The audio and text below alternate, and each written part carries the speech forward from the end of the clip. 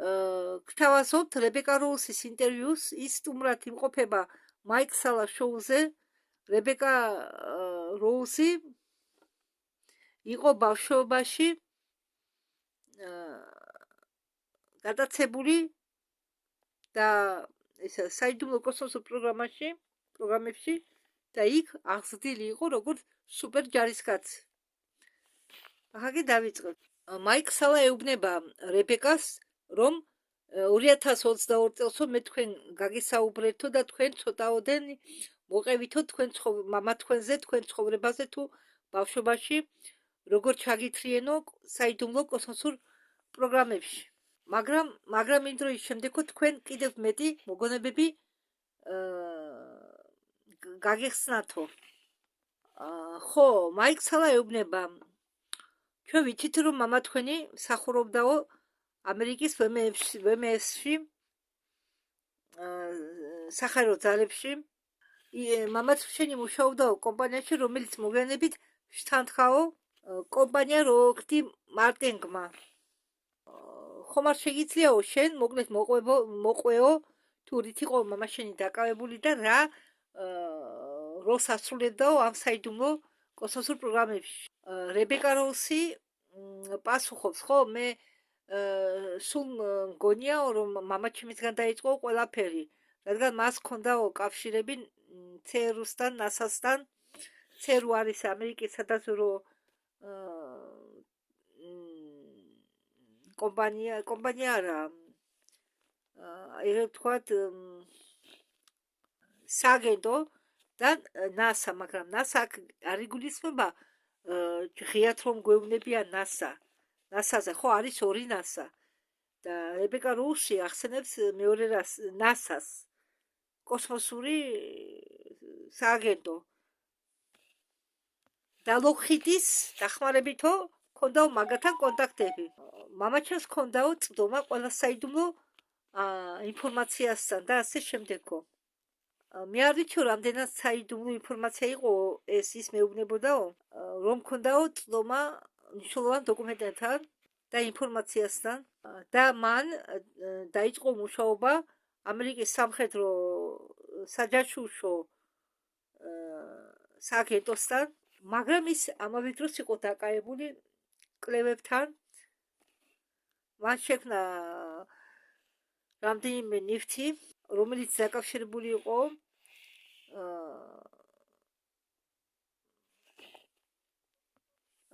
თანამგზავრების ტექნოლოგიებთან, ადრინდელი თანამგზავრული ტექნოლოგიებით. მე თვითონ ამის შესახებ გავიგე ერთი თვით ადრე, სადაც მამა გადამეცნებოდა, მან იცოდა რომ მალე მოხდებოდა და ყველაფერი მომიყვანეო სიკვდილის წინ. მაიკ სალა ეუბნება რომ შენ ნახე დოკუმენტიო 1973 წლისო, რომ ეს არისო კომპანია CERN, რომ შენი მამა სპეციალური პროგრამების გაყოფილებაში 1973 წელს და ეს კომპანია მოგვიანებით შთანთქა ლოქჰიდმა და შენ თუ შეგიძლია გველახო ჩვენ დოკუმენტი ნომერ 3.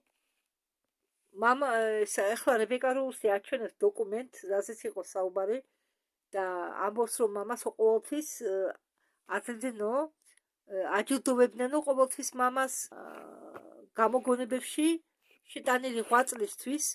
მამა ყოველთვის მეუბნებოდაო რომ მიიღო ბევრი პატენტები, მამა იყო ბრწყინვალე მეცნიერი. მაიკ სალა ამბობს, მოდი მე წავიკითხავ ამ დოკუმენტს, რადგან მეჩვენება იქ ვერ გაარკვევ თუ რა წერია. ეს არისო სკრინშოტი. მე წავიკითხავ, ამბობს მაიკ სალა. ხომ, იქ წერია რომ დევიდ ბარფუდს, ეს არის რებეკა როუსის მამა, ეძლევა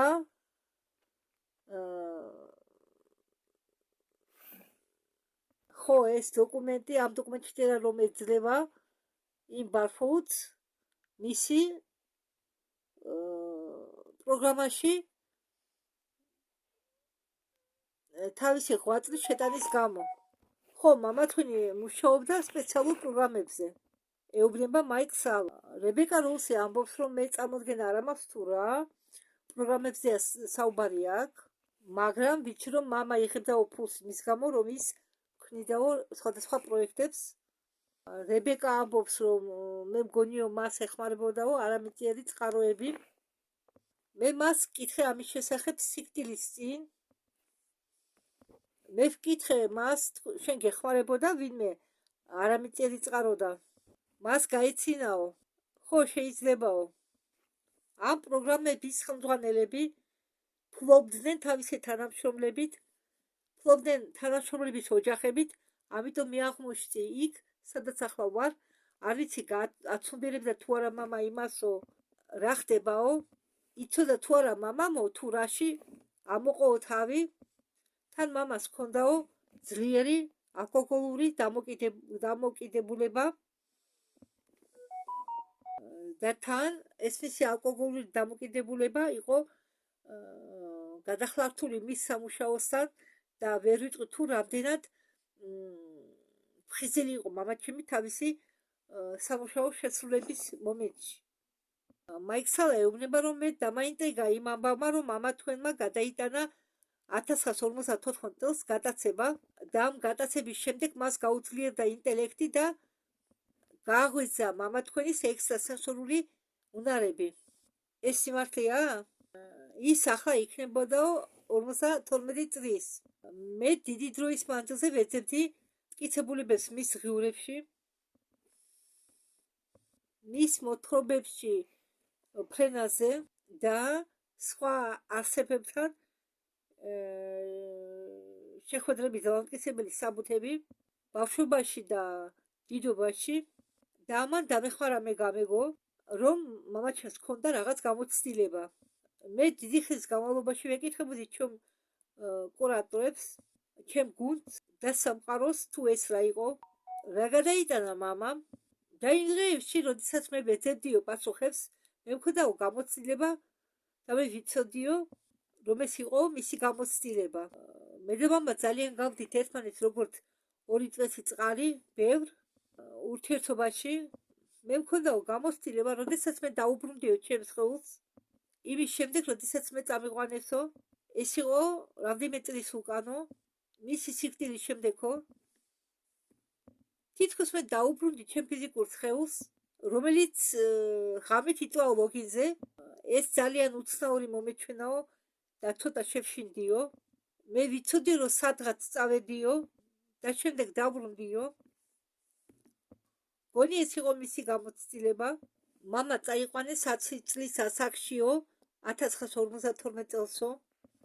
ხო და დამთხევა, საინტერესო დამთხევა არის, ის 10 წლის იყო რომ წაიყვანესო. მეც 10 წლის ვიყავიო რომ წამიყვანესო.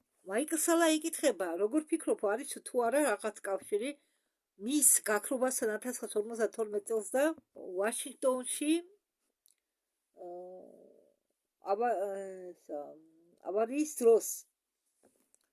რებეკა როუსი პასუხობს, რომ ეს იყო დრო, როდესაც ბევრი რამ ხდებოდაო ჩვენ ცხოვრებაში და არა მარტო საინფორმაციო ამბებშიო. იმ დროს ჩვენ გქონდათო ბევრი კონტაქტები. მაიკლსალა ეუბნება რებეკა როუსს, მე გაუგნებული ვარო, დედა თქვენიც ხომ იყო დავერბებული ამერიკის სამხედრო ძალებით 1960 წელსო. 1962 წელსო. მე გულისხმობ იმას, რომ იმ დროს ქალები ჯარში არ მსახურებდნენო, მაგრამ დედაშენი მსახურობდაო და მას ჰქონდაო გერმანული წარმოშობა. აგერ ეს არის, აქ გონი ეს ახალგაზრდა ქალია რებეკა როუსის დედა.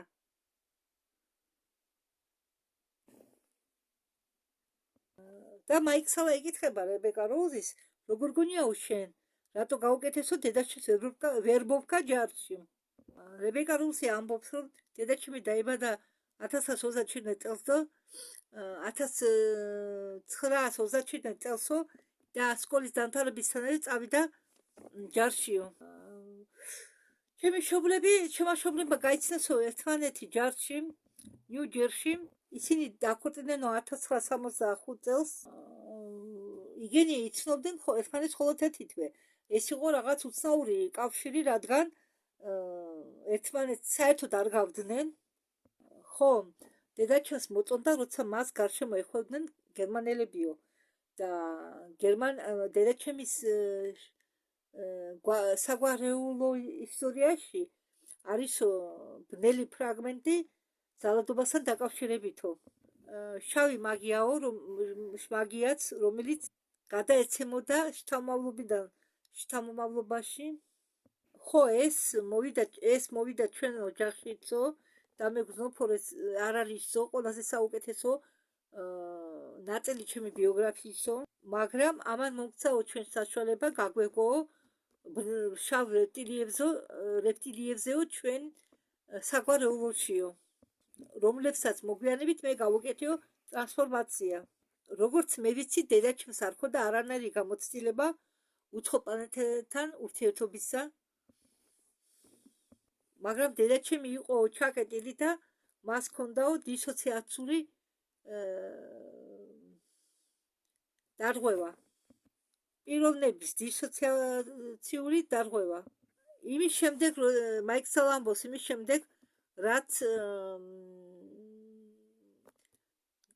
გამოყოფილი გერმანელების ნაწილი დასახლდა ანტარქტიდაში და დაიდო მოლაპარაკება 1952 წელს და შენ ამბობ, რომ ბევრმა მეცნიერმა, ვინც მუშაობდაო პროექტზე საჭერი, მიიღო მაღალი თანამდებობები და მათ ჰქონდათო პროგრამები, რომლის მიხედვითო გერმანელი ქალები მიყვებოდნენო ცოლად ამერიკელ ჯარისკაცებს. ხო, და თან მიყვებოდნენო ამერიკელებს, რომლებსაც გააჩნდათო უნარები, რომლებიც სჭირდებოდათო საიდუმლო კოსმოსურ პროგრამებს.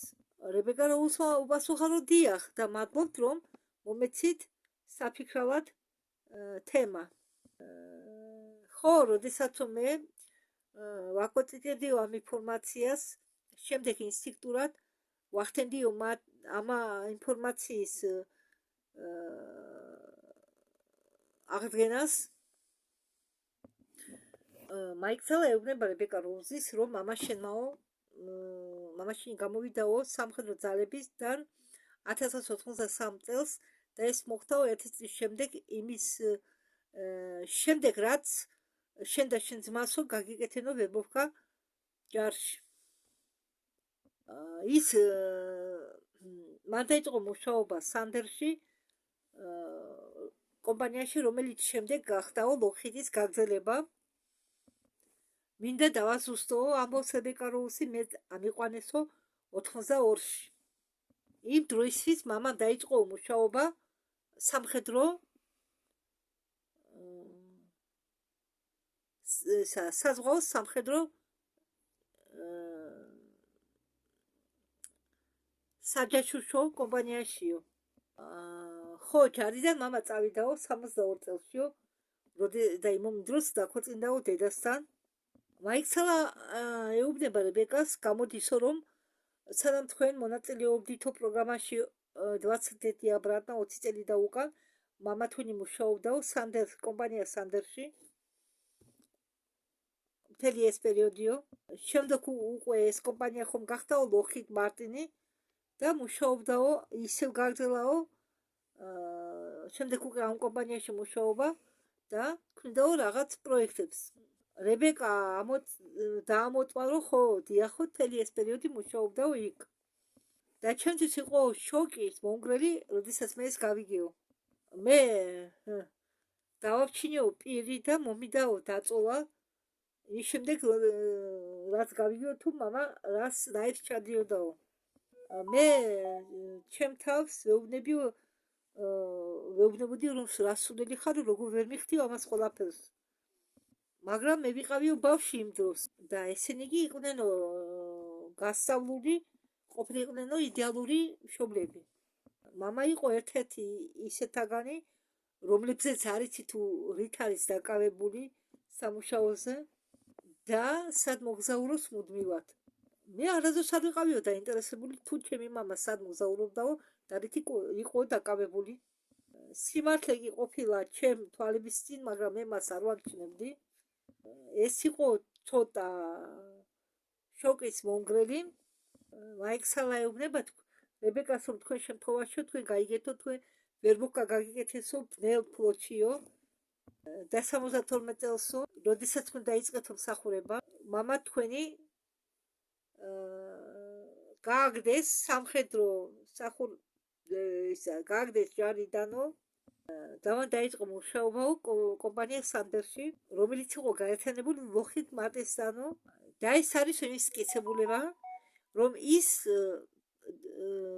თვალს გადევნებდათო თქვენ და თქვენ ძმასაცო გაკვირდებოდათო თვალს ადევნებდაო თქვენ გაზრდას თქვენ პროგრესს რებეკა თქვა პასუხობს რომ შეიძლება კი შეიძლება ასეთი იყო რებეკა როლსი ამბობს რომ მამაჩემის ალკოჰოლიზმი დაიწყო როდესაც მე დავბრუნდიო 20 წლიანი პროგრამის შემდეგ 20 და უკან მე მაშინ ვიყავი 10 წლის მაშინ გავრთულდაო მამაჩემს საქმე ალკოჰოლთან და სულ ცუდად გრძნობდაო თავს იცით რისგან აპირებდა მამაჩემი თავის დაღწევას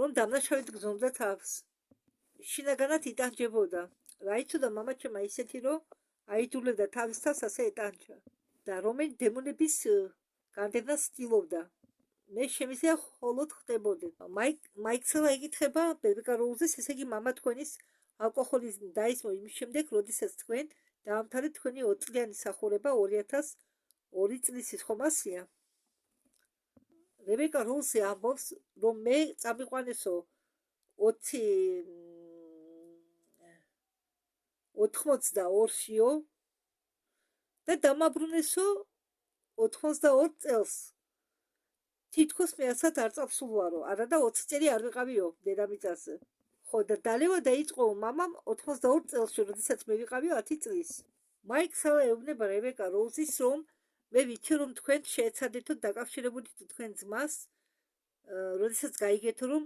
ისიც იყო გატაცებული კი ჩემ ძმასთან მაქვს მე ამბობს რებეკა კარგი ურთიერთობა მაგრამ ის არ ეკუთვნის იმ ადამიანებს რომლებსაც უნდა დაბრუნება და ამაზე საუბარი ჩემი ძმა მთელი თავისი ბავშვობა ხატავდა უცხო პლანეტელებს და კითხულობდა ფანტასტიკას მაგრამ არ ამგონიო მას რამე წამდესო მე მას შევეკითხე მის ნახატებზე და ასე რაღაცეებზე და ცოტა ვუთხარი ჩემ გამოცდილებაზე რომ გამეგო შემეძლო თუ რამე ამ თემას მელაპარაკა ჩემ ძმასთან მე ვაჩვენე მას ჩემი ნახატები რომლებიც დავხატე ბავშვობაში უბრალოდ რომელსაც ხატავდი დიდობაში მან მითხრა რომ მეც ქონდაო გამოცდილება როდესაც მე არ შემეძლო მოძრაობა და საუბარიო და გავიყავიო პარალიზებული გრძნობდი რომ ვიყופებოდიო სიზმარში გრძნობდი რომ მივყავდიო სახლის სახურავიდან მან დაიქნია ხელით და მითხრა რომ ეს არისო სიზმარი მე ვკითხეო რებეკა ამბობს იყო თუ იქ უცხო პლანეტელები მან მიპასუხაო არ ვიცი მე ჯერაო ამის თუ არაო და ამაზე ჩვენი საუბარი დამთავრდაო მაგრამ როდესაც ჩვენ ვეწერებოდით ერთმანეთსო ჩემ ძმამ წერდაო მე გახსოვსო როგორ გვიტარებდენო ტესტ ექსტრასენსორულ აპარატებითო მე ვცდილობო მოვიპოვო მონაცემები რომელიც ემთხვევაო ჩემსას მაგრამ ძმა ამას უყურებს როგორც სიზმარს მაიქსელა ეუბნება რებეკა როუზის აი რა დაგიწერაო შენ ძმამ წერილში შენ წაიკითხავო თუ მე წავიკითხო რებეკამ იცადება რომ წაიკითხოს მაიქსელამ ხმამაღლად თავისი ძმის და მისი წერილი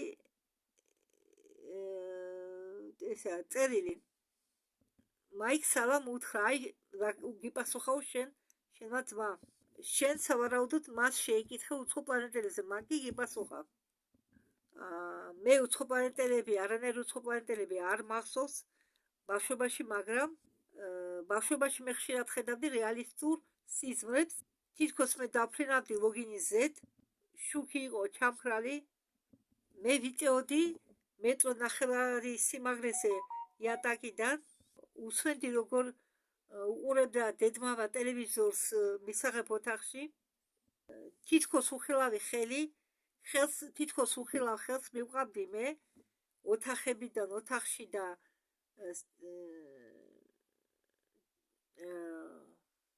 ტელეფონში მე სულ მეშინოდა მეყვირა ძილში, მაგრამ ვერ სუნთქავდი. სიზმრები არ იყო ხანძლივი, ხშირად მეხვიდებოდა, მაგრამ უცებ არა. მხოლოდ მაშინ მეხვიდებოდა, როდესაც სიზმარში ვიწყებდი ნამდვილ ყვირილს. და მაიქცელა ეკითხება რებეკა როუზს, შენ რას ფიქრობ შენი ძმის წერილზე? რებეკა როუზმა უპასუხა, რომ ხო, ეს გავსო გადაცებას. მე მისვლა მინდა, რომ მე ვიყავიო გვერდით ოთახში და იგივეს განვიცდიდიო. და ჩემი ძმის წერილი არის თვითკითხებულება იმისა, რომ მეც იგივე გამოცდილება გამოვიარეო და ჩემ ძმამაცო, მაგრამ ჩემ ძმას არ ახსოვსო, ან არ უნდაო გაეხსენოსო. რებეკა როუზი ამბობს, რომ მე სულ მიკვირდაო, რომ შთამომავლობით გადაეცემოდათო უნარები, ასეთი როგორც იმ სამყაროს ნახვა, ტელეპათია, ტელეკინეზი. თქვენ იცით, როგორ მუშაობს პროგრამა MK Ultra, რომლებიც ქმნიან ალტერნატიულ პიროვნებებს, ალტერებს და როგორ გამოიყენებოდა ეს პროგრამებში. მით უმეტეს ახალ ბედა ამ პროგრამის ახალ ბედა ბავშვებთან. თქვენ იყავით მეახლოებით 10 წლის, როდესაც თქვენ როკა გაგიკეთა MK Ultra და ეს სწავლება იყო ერთ-ერთი, რომელსაც თქვენ გადიოდით. შეგიძლიათ თუ არა თქვენ მოყვეთ ამის შესახებ. რებეკა ამბობს, რომ დიახო, ისინი უყურებენ არჩევნის პროცესს და რატო ხდებიან ადამიანები ამ პროგრამებში. მათ ჭირდებათ ბავშვები, რომლებიც არიან რეალურ სამყაროს მოცილებული. მე გულისხმობ იმას, რომ მათ შეუძლიათ დატანონ ხალხი, აწამონ ნებისმიერი საშუალებებით, რომ მიაღწიონ თავის შედეგს, მაგრამ თუ ბავშვს აქვს მიდრეკილება ამის მიმართ, როგორც მე ვამბობ, ეს არის ოქროს საბადო მათთვის, ვინც მართავს სააგენტოებს, რომლებიც ატარებენ ამდაგვარ პროგრამებს და მათთვის, ვინც მაგათთან არიან დაკავშირებული. ახლა ეს არის სარილი გარსი, დანიშნულება არ აქვს რა გახდა ამის მიზეზი, ეს არის თუ რა ტრავმა დაკავშირებული ჩემ ოჯახთან, ან ხო, დაკავშირებული შავ რიტუალებთან, ან რაც მე გამიკეთეს მოგვიანებით, მე წამიყვანეს მონტოქში და ეს იყო ერთ-ერთი პირველი ადგილებიდან, სადაც მე პროგრამირებას მიკეთებდნენ, როდესაც მე ვიყავი 7 წლის და როდესაც მე მუშაობდიო ნანვაზე, ნავ-ფანს გერმანელებზე ამბობს ალბათ, მე ორჯერ გამგზავნეს თვალზე, ამოცანის შესასრულებლად, რომ მე გამგზავნონ წარსულში, მათ მოუწევდათ უფრო ძლიერ მოქმედად ჩემ გონებაზე, ტრავმების დახმარებით. გესმით, რომ შექმნათ სუპერ ჯარისკაცი, რომლის შექმნას აპირებდნენ ჩემგან, სუპერ ადამიანად ქცევას და ეს პროცესი ხდებოდა თანდათანობითი დროს სჭირდებოდა. ისინი მე მიკეთებდნენ სენსორულ დეპრივაციას, მოქმედებდნენ ჩემზეო სექსუალურად. ესე იგი, მე ვყავდით იზოლირებული ცივ და ბნელ ადგილებში, სიცივეში, ძალიან ციოდა, საკვების გარეშე და ეს ვინც მოდიოდა შენთან, რომ შენთვის რამე ცუდი გაეკეთებიაო, გახდებოდა შენი გადამრჩენი. შენ ეჩვევდიო მას, შენთან ახლა იყავიო, რაც უნდა ეს გაეკეთებიაო მაგას, რადგან შენი გადამრჩენი იყო. რადგან ისინი მოდიოდნენ შენთან, მიყავდითო, რომ რამე ცუდი ჩაედინათო შენს მიმართ, მაგრამ გადამრჩენად ვწიდითო, გადამრჩენელად ვწიდითო მაგათ, რადგან იმ ცივი ადგილიდან მივყავდითო და რაღაც იმედი იყო, რომ ჩვენი ტანჯვა ეს ტანჯვის ერთ-ერთი მეთოდი მოგწდებოდაო. ისინი აკეთებდნენ ყველაფერს, რომ ჩვენ ყოფილიყავით დამჯერი და გაგვიკეთებინა ყველაფრით ისინი, რასაც გვეტყოდნენ. ამას ცდილობდნენ ისინი ჩვენი ტანჯვით. მე ყოველთვის ფიქრობდიო, რა გამაჩნია მე ისეთი, რაც მათ უნდათო. მაიქ სალა ეუბნება, ეკითხება, თქვენი 82 წელს იყავითო მიახლოებით 10 წლის, როდესაც შევდეგითო პროგრამა 20 და უკან. და შეთანხმება იყო დადებული თქვენ შორის, მამა თქვენის და უცხოპლანეტელები რუხებს შორისო. ესე იგი თქვენ მოხდით მარზე და ეს რა ღვთისმლოცველები იყვნენ, რომლებსაც თქვენ პირველად შეეჯახეთ მარზე. იცი თუ არა, გახსოვთ თუ რა თქვენ რა მოხდა, როდესაც მოხდით მარზე? რებეკა როზი პასუხობს, დიახ. სანამ მე გავეგზავნებოდი მარზე, მე მყავდა მეგობარი საზღვაო სამხედრო ბაზაზე, გრედ ლუქსი. მე მყავდა მეგობარი პატარა ბიჭი, სახელად დინი. ის იყო იმავე წლის, იმავე ასაკის როგორც მე. ჩვენ ორივე გაგვგზავნეს მარზე და ჩვენ ვარჯიშობდით ერთად.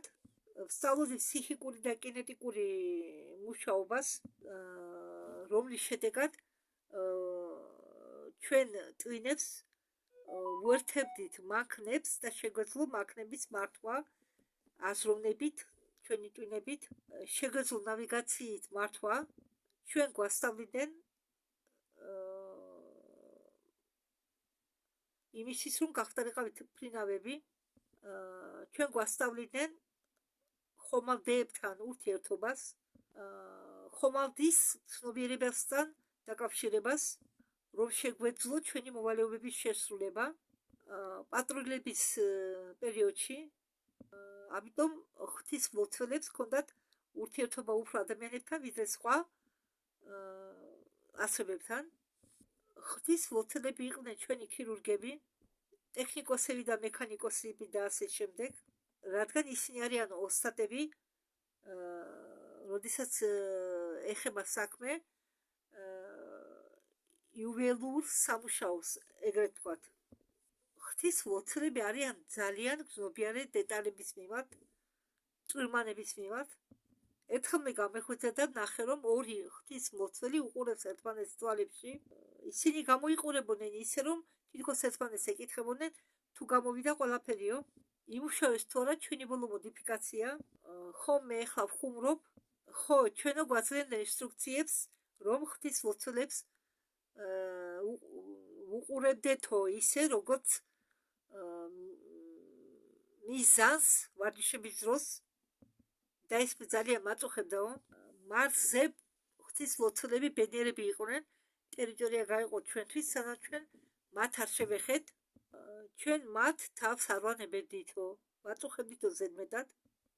მე მახსოვს, რომ დინთან ერთად ჩვენი გუნდი იყო, შედგებოდა 7 ადამიანისგან, ჩვენი ჩათვლით და გვინდოდა ჩვენ შეგვეხედა რეპტილიების მიწისქვეშა სივრცეში.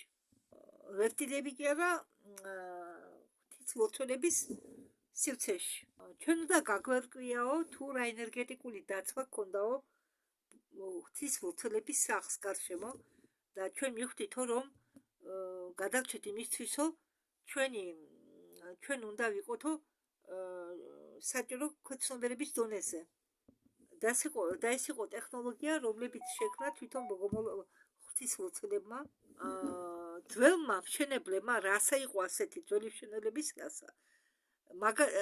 ესენი იყვნენ მარზე, ეს მშენებლების რასა. ამ მშენებლების რასამ შექმნა ლაბირინტები მარზე. შემდეგ დატოვეს სიქაურობა, მოვიდნენ ღვთისმლოცველები, რუსულად ბაგამოლები და თავის გემოზე მოაწყვეს სიქაურობა ამ ლაბირინტში. როდესაც მე ჩავედი მაგ ლაბირინტშიო, მე ვნახე მთელი ეს სინათლის ტექნოლოგია, რომელიც იცავდაო მათ. ხო, ჩვენ არ ვიცოდით იმ დროისთვის, რომ ჩვენმა მეთაურებმა ჩვენ გაგვგზავნეს ამ ღვთისმლოცველების ბუნაგში, რადგან იმისთვის რომ გაერკვიათ გადარჩებოდით თუ არა ჩვენ. უმრავლესობა ჩვენთაგანი იყო კლონები, მაგრამ იმისთვის რომ შექმნა სუპერ ჯარისკაცები ჭირდება დრო და ძალისხმევა. მაგათ არ უნდა ჩვენი დაკარგვა, მაგრამ მე მახსოვს რომ ჩვენ ვცდილობდით მათ ბუნახში შეჭრას, რომ გავერკვეთ მათ ტექნოლოგიებში. ჩვენ არ ვიცით ჩვენ მოვძებნით თუ არა რამე ხელს, მაგრამ ჩვენ გავიგეთ რომ ეს ჩვენ მოჰკლავდა თუ ჩვენ არ იმუშავებდით საჭირო სიხშირეებზე, რომ გადაგველახა ეს ბარიერი. მე მახსოვს რომ როგორ წამლავდითო მათ აირებით, შხამი ტოქსიკური აირებით, იმისთვის რომ გაგვეკონტროლებინა მათი გონება. ღვთისმლოცველებს აქვთ კოლექტიური ცნობიერების მაგვარი და რადგან ამათ ყავთ უფროსი დედოფალი, ყველა აზროვნებს ერთნაირად. ღვთისმლოცველებზე ერთ-ერთ ვიდეოში ლაპარაკობს პენი ბრედლი იმ ასტრალიონიკაზე დადებული 12 ინტერვიუდან, რომელიც მე გადავთარგმნე 12-ვე, 2 საგაც გადავთარგმნე პენი ბრედლის ინტერვიუსა მონაწილეობით და ამ 12 გადათარგმნილ ინტერვიუში არ მახსოვს რომელშია ყვება პენი ბრედლი, რომ თუ დაიჭერო ერთ ღვთისმლოცველს, შეგიძლიაო დედოფლის გეგმა გააშკარავო, მაგრამ როდესაც დედოფალი გრძნობს რომ ღვთისმლოცველი ერთ-ერთი მათი წევრისაგან დაიჭირეს, ის თავს იკლავსო, რომ რამე ინფორმაცია არ გამჟღავნდესო. ხო, და რებეკა როუსიც ამას ამბობს. მათ გააჩნიათო კოლექტიური გონიერება და ერთმანეთთან არიან დაკავშირებული. და თუ შეგიძლია მიაღწიო ღვთისმლოცվել უხუცესებამდე, რადგან ისინი აკონტროლებენ მათი ერის სიხშირეს, შეგიძლია გააკონტროლო დანარჩენებიც. ის ღვთისმლოცველები, რომლებიც ჩვენთან მოხდა იმიტომ, რომ ჩვენ ავწიეთ მათი სიხშირეები, ასე თქვა, დავაგიპნოზეთ, რადგან გახვდარიყვნენ ისინი ჩვენი ტექნიკოსები, მექანიკოსები, ექიმები, ქირურგები, დაიმუშავა ჩვენ ბაზებზე. ახლა გაჩვენეთ თქვენ, აი ღვთისმლოცველის ერთ-ერთი ტიპი. ისინი არიან სხვადასხვანაირები.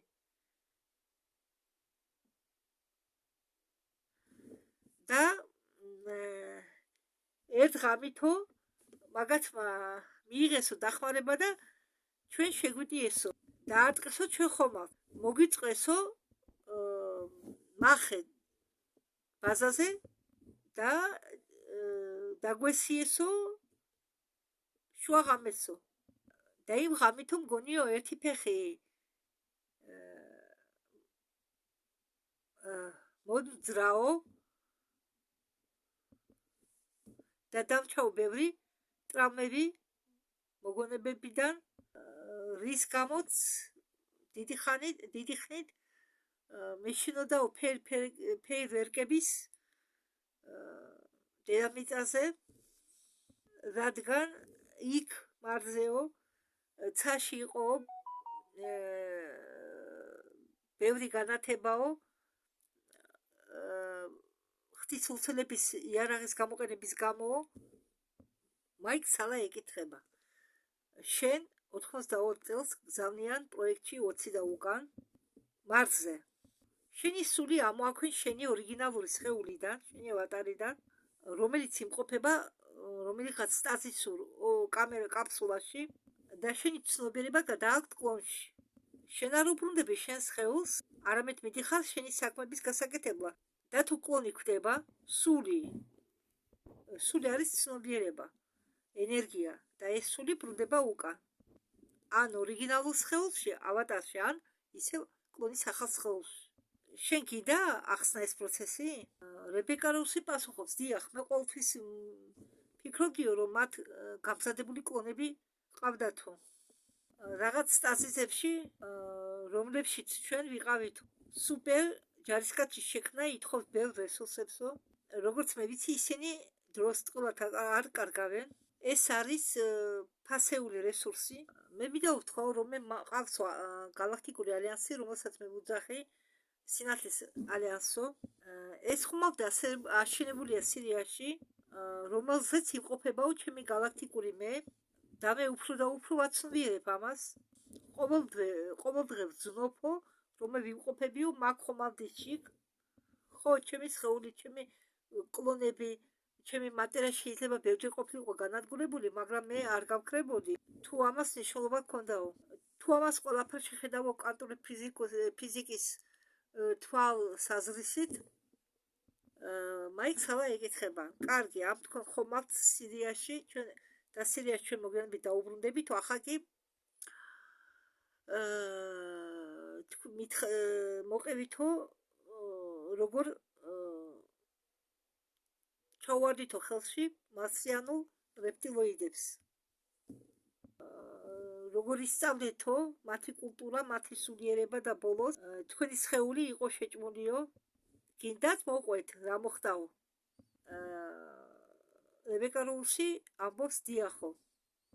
ეს ერთ-ერთი რეპტილოიდების ნაირსახეობა მარსზე. არ შეგეშინდეთ. მე ვიყავი პატრულში, ჩვენ პატრულებდითო ჩვენ პატარა ხომალდით, ხო და მე თანდათანობით მოვცილდი ბაზას და მესმის რომ ჩემი ხომალდი ითიშება და ჩემო ხომალდის მუშაობაში ჩაერია დრაკო, რეპტილოიდი. მე ვერ დავუკავშირდი ჯგუფს და დავიკარგე. და მე მოხდი სროლის შუა გულში, სადაც იყვნენ ეს პატარა რეპტილიები, რომლებსაც მართავდნენ დრაკო. პატარა რეპტილიებმა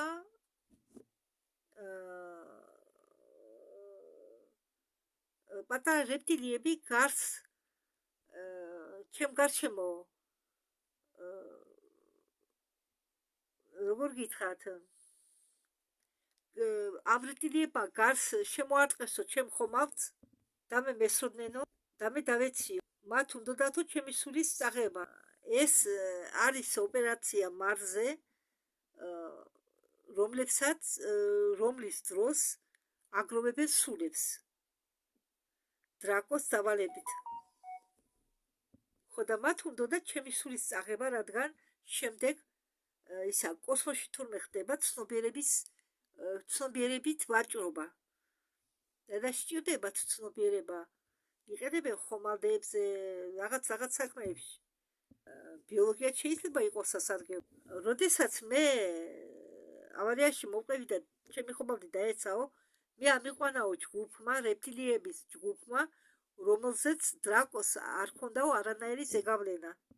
ეს იყო პატარა მარსიანული პატარა რეპტილიები, მათ დამაბრუნეს უკან. ისინი ცხოვრობდნენ მიწის ქვეშ, ისინი მაჭმედნენ მე საჭმელს. ისინი იყვნენ მაღალ სულიერი ადამიანები, მაგათმა გადალახეს, გადარჩნენ, გადაუჩნენ კატაკლიზმებს და მათი გენეტიკა იყო რეგრესირებული. მაგათმა შეძლეს ურთიერთკავშირის დამყარება პლანეტა მარსის ცნობიერებასთან, რომ შეექმნათ ის, რაც მათ სჭირდებოდათ, საჭმელი, წყალი, სინათლეს კი მიწის ქვეშ. და მათ არ ჰქონდათ ისეთი ტექნოლოგიები, რომლებსაც ჩვენ შევეჩვიეთ დედამიწაზე, მაგრამ მათ ჰქონდათო ექსტრაორდინალური სულიერი ცნობიერება და მე გრძნობდი, რომ ისინი მე მომცალმებოდნენ, მაგრამ რაც ბოლოს მოხდა, ნამდვილად არ იყო სასიამოვნო. მე თავიდან ვამბობდი, რომ მე ნაწილებად გამყვენ, მაგრამ ეს არ ნიშნავს იმას, რომ ეს შემჭამეს. ახლა ნოემბერში გავიგე, რომ მე მყავს შვილი. მაგათმა გამოიყენენ ჩემი კვეთილ ჯერდები, რომ გადაერჩინათ თავიანთი რასა და შექმნან ახალი შთამომავლობა და ეს პატარა ბიჭი მომიბრუნდა, მე მომძებნა და მე მასთან მაქვს ურთიერთობა. დავიგებ მის ისტორიას. ის დამიბრუნდა მე როგორც დედასთან. მაიქ სალა ეუბნება, რომ რენდი კრამერიც იყო მათთან თავიდან როგორც პატიმარი და მე მგონი ეს ვიდეო მაქვს ჩაწერილი, კი, მაქვს ჩაწერილი, ნახეთ რენდი კრამერი, იქ მგონი მიწერია რენდი კრამერი ტყვედ დრაკონელებთან, თუ რეპტილიებთან. სადაც ის ყვება ზუსტად ამდაგვარ რამეს, მაგრამ ეს რებეკა რუსი მაგათმა გადაარჩინეს და რენდი კრამერი დაკიდებული ყავდათ ხელებით. რამდენიმე დღეს შემდეგ რომ დარწმუნდნენ რომ რენდი კრამერი მათთვის საცხოს არ წარმოადგენდა, მისცეს უფლება მათ სოფელში ევლო თავისუფლად. ის დაუმეგობდა ბევრ რეპტილიას. არა, ისინი ადამიანებს არ ჭამდნენ, მათ სულ სხვა საკვები ჰქონდათ. ისინი ხო, რადგან რებეკამ მაიკმა ახსენა რენდი კრამერი მოგიყვებით, მოკლედ რენდი კრამერი ამბობდა რომ ყვებოდა თავის იქ ყოფნაზე, მათ კულტურაზე, იქ ძალიან ბევრი სალამანდრებია. თქვენ კი იცით რომ მათ კუდს თუ მოსჭრი, ახალი კუდი ამოუვათ ხომ? იქენი არ კლავდნენ ამ სალამანდრებს, არამედ კუდებს საჭრიდნენ და კუდებიდან აკეთებდნენ მრავალ კერძებს და იმ სალამანდრების კუდებიდან გაკეთებული წვნიანები აქვს რამდენი ნაჭამი რენდი კრამერს. ის ყვება თავის ვიდეოში ამ ამბავს. კარგით, ახლა ძალიან თუ გადავუხვდეთ თემას. და მაიკლ სალა ამბობს, რენდი კრამერმა აღწერაო თუ როგორ გაატარაო მათთან დრო და შემდეგ რეპტილიებმა რენდი კრამერი გაუშვესო. და მაიკლ სალა ამბობს, რომ იმ მომენტისთვის რენდი კრამერი სახურობდაო მარსზე სუპერ ჯარისკაცად 17 წლის განმავლობაში. და მგონი რენდი კრამერს და ზუსტად თუ მახსოვს, რენდი კრამერს და ტონი როდრიგეს აქვთ ნათქვამი, რომ ისინი არიან კლონები. ოღონდ კლონები კიდე არის სხვადასხვანაირი. არიან მოკლევადიანი კლონები, არიან დიდი ხნის კლონები. დიდი ხანძლივობის კლონები, რომლებაც უნდა ემსახურონ ხანძლივად რაღაც პერიოდი. და მაიკლ სალა ამბობს, რომ ეს იყო პერიოდი 82-დან 2014 წლამდე. და რენდი კრამერი მსახურობდაო მარსის დაცვის მარსის დაცვაში. მაგრამ თქვენ შემთხვევაში ეუბნება რებეკას, თქვენ უფრო დაგამუშავესო და თქვენ თითქმის გავდითო კიბორგს. შეგიძლიათ მოყვეთ თუ ეს როგორ მოხდაო? შენ ხომ 82 წელს მოხდი მათ ბაზაზე. ნუ თუ პირველი დღიდანვე ეს იმპლანტები, ამ იმპლანტებით გაავსეს შენი ორგანიზმი. რებეკა პასუხობს, რომ მასე გამოდისო. მე ხა ყველა წვრთნები არ მახსოვსო, მაგრამ ეს იყო პროცესიო, რომლის სელობის დროს ჩვენ გვასწავლიდნენ. ჩვენ ვიყავითო ბავშვები, მაგრამ ნელ-ნელა თანდათანობით გვიმატებდნენო ქიმიურ ნივთიერებებს. ანვითარებდნენო ჩვენ უნარებს. თავში გვიდებდნენო ტექნოლოგიებს, სხეულში ხელებზე გვაცმევდნენო კოსტუმებს, რომლებიც იყვნენ ძალიან ჭკვიანური და გვაძლევდნენ ყველანაირ იარაღს. ჩვენ ამას ყველაფერს ერთად კი არ გვაძლევდნენ, არამედ თანდათანობით გვიმატებდნენ და გვაჩვენდნენ. ისინი წყულად არაფერს არ აკეთებდნენ, მათ ყველაფერი ჰქონდათ დაგეგმილი. ბევრი რამ, რაც მე ვისწავლიო სიმულატორებზე, ისინი ჩვენ გვაძლევდნენ ბევრ ამფეტამინს და შემდეგ გვამწყობდნენო, ასე ექცეოდნენ კიბორგებსო. ჩვენ იმდენი ტექნოლოგიები ჰქონდათო სხეულში, რომ მათ შეეძლოთო ჩვენი ჩართვა სავარჯიშობელთან, რომელიც იყო მთლიანობაში სიმულატორი და ჩვენ სხვაობას ვერ ზრუნდითო. ჩვენ გვასწავლიდნენო ბრძოლას და კვლელობას, ყოფილიყავითო მამაცები და სიცოცხლიდან ნდობა არ ცოდნოდათო. მათ ჰქონდათ გადამრთველი, ხო, რომლის დახმარებით შეეძლოთო აქტივირება ან გათიშვა. და მე მეგონა, რომ მარსი იყო საექსპერიმენტო მოედანი, სადაც რაღაც ახალი ხდებოდა. მე მახსოვსო, ამბობს რებეკა, მთვარეზე ყოფნისას იქ უფრო მეტი გერმანელები იყვნენო. მაგრამ როდესაც მოვხდიო მარსზე, იქ მხოლოდ ამერიკელებს ხედავდიო ამერიკელებს. და შესაძლებელია იქ იყვნენ დრაკონელებიც. მაგრამ მე მქონდა კონტაქტი, საქმიანი ურთიერთობა თელ ბიჭებთან. ბოგომოლები მახსოვს ძალიან კარგად. ჩვენ არ უნდა გვცოდნოდა თუ რა გვემართებოდა. მე იმ დროისთვის ვიყავი ვიღაცა საკუთრება, მოგვიანებით კი ვიყავი გადაცემული დრაკონზე და ისინი სრულიად ფლობდნენ ჩემით. შეგიძლიათ მოგვიყვეთ ჩვენ თუ როგორ გადაგცნეთ დრაკონს და როგორ გახდით დრაკონელების საკუთრება თქვენ და როგორ გაგზავნეთ კოპერის საძებნად. აი, ერთ-ერთი დრაკოს წარმომადგენელი ხომ ლამაზი ბიჭია, გადასცარევი ბიჭია. საერთოდ რებეკა როუზი ამბობს, როდესაც ქნიანო სუპერ ჯარისკაცს მისი გაყიდვა ასად არ აქვენო, მაგრამ რაღაც მოლაპარაკებების შედეგათო მე არ ვიცოდიო.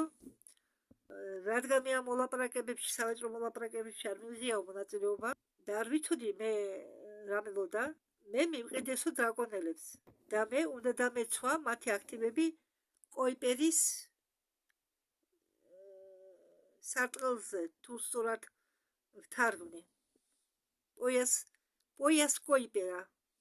მე მახსოვს როგორ მართავდი განვითარებულ კოსმოსურ ხოვალს, რომელიც 1000-ჯერ სჯობდა მარსიანულ ხომალდებს. კოიპერის სარტყელზე ტექნოლოგიები საერთოდ სხვა დონეზე იყო და როგორც მე მახსოვსო, ეს დრაკონელები აკონტროლობდნენო ჩვენ მზის სისტემაში უმსხვილეს სავაჭრო ცენტრს, მონებით სავაჭრო ცენტრს. ჩვენ ვიყავით რამდენიმე, ერთი ნაწილი იყო სუპერ ჯარისკაცები, რომლებიც შექმნეს მარსზე, მეორე ნაწილი კი იყო ჰიბრიდები, რომლებიც შექმნა დრაკონელებმა. ჩვენ ყველანი ვიცავდით დრაკონს.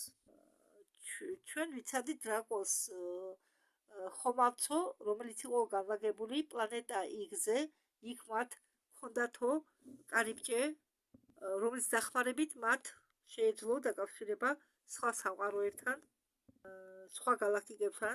ჩვენი პლანეტის მიღმა, ასე რომ მე ბევრი მოგონებები დამრჩა დრაკონსთან ურთიერთობებზე და ჩემ უფროსობასთან ურთიერთობებზე.